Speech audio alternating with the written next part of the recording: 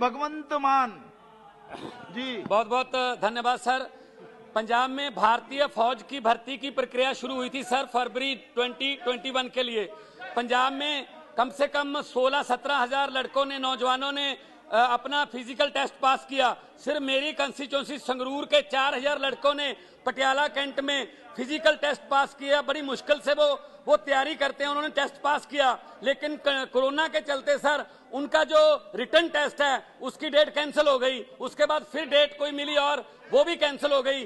Sir उनकी तरफ से पंजाब के 20,000 नौजवान जो फौज में देश की सेवा करनी चाहते हैं, खास तौर पे 4000 लड़के जो मेरे पास आए थे संगरूर के, उनकी तरफ से मैं आपके माध्यम से डिफेंस मिनिस्ट्री से मांग करता हूं जल्दी से जल्दी उनकी जो रिटर्न टेस्ट की तारीख तय की जाए ताकि वो देश की सेवा कर सकें। बाकी और टेस्ट और नौकरियां हो चुके हैं सर। धन्यवाद।